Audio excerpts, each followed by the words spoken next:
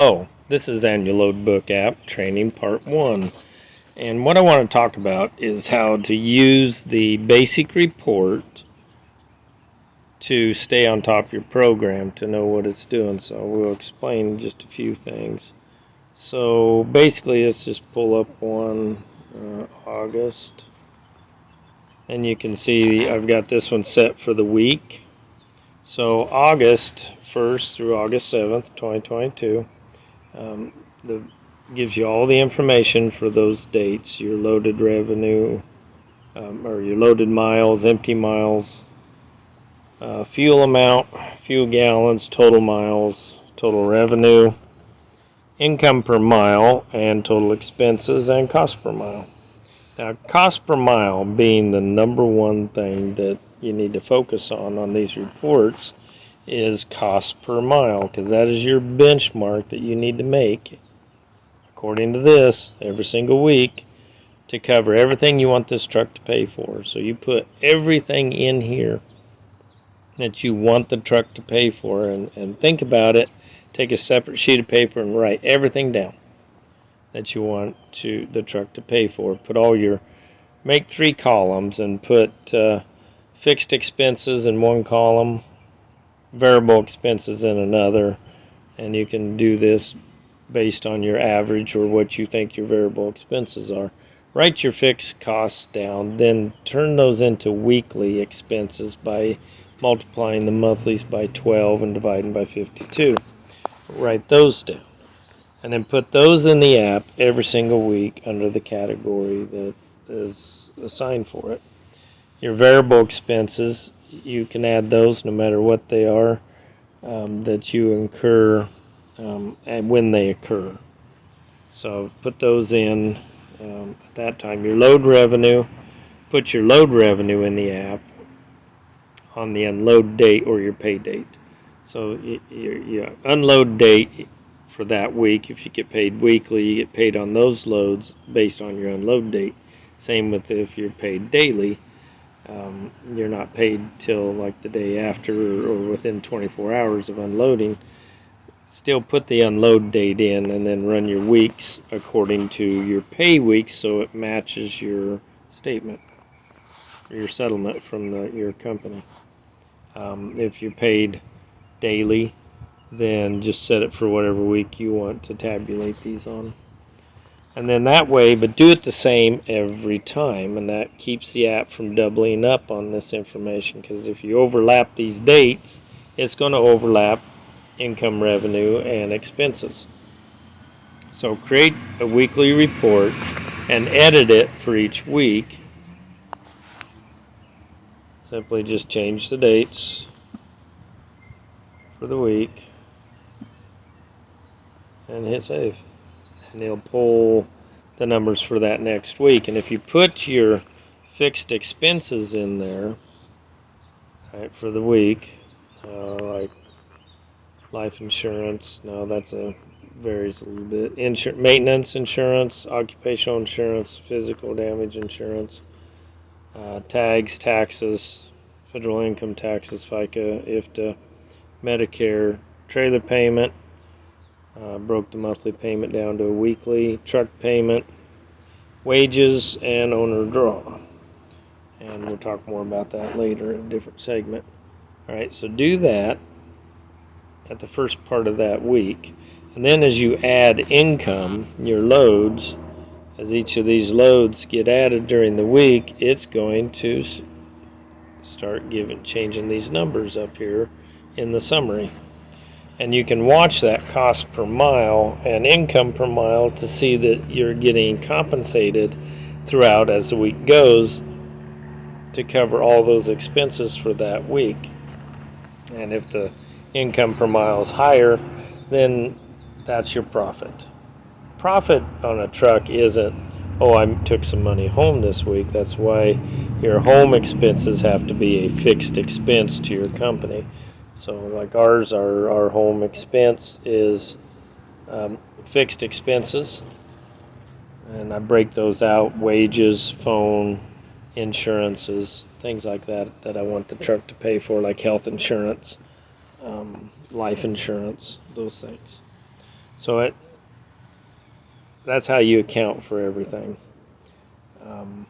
Add your variable expenses as they happen, and then at the end of the month, let's change these dates to the 1st and the 31st. We finished this month. Hit save, and it's going to give you your finished final summary for the month of August. And you have your total revenue, total income per mile, and your total expenses. So what this is showing you is that your cost per mile went down for that month to $1.89. Your income per mile stayed pretty true at $2.21 per mile average, and that's for all miles. It's apples to apples, is all miles. So in a nutshell, it gave you a $4,300 profit for this month, and that's over everything you needed the truck to pay for, your wages and everything that the truck had to pay for.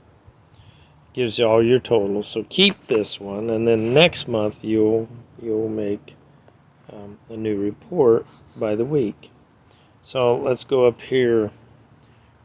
Something important about this, you can see if you leave these reports in here and then take and edit, leave them in all year, and then edit last year's January 2022 and change it to January 2023. And then that leaves all these in there for your basic summary report and dynamic analytics. And that is what makes this chart here work. It shows, if you look at the bottom, it shows every single month that you have. There's March 2022, and so far there's January. And it'll take you to the report. If you just touch it, highlight over it, it's got total expenses and total revenue for January was $52.85 and total revenue of $5,100, showing a loss for that month. Same with February. So far year-to-date February, but I do know in February we have 3 weeks worth of expenses and only 1 week worth of income, so that's why that number's way off. That's why it's important to add your expenses. I'll show you here. Add your expenses each week prior to the week starting, and what day you add them on is irrelevant as long as they fall within that week. I add mine on Fridays. I just chose Friday, but I do it at the first of the week so those expenses are in there. Then when I start adding my variable expenses into the app and my income, my load income into the app, then I can watch that weekly as the week progresses, and I can alert my load planner if there's things that he needs to be doing. Now, I actually shared my app with the load planner. I made it a fleet, and the fleet manager can run his own reports. He doesn't see my reports, and I don't see his, but he can run his own reports and see what the truck's doing.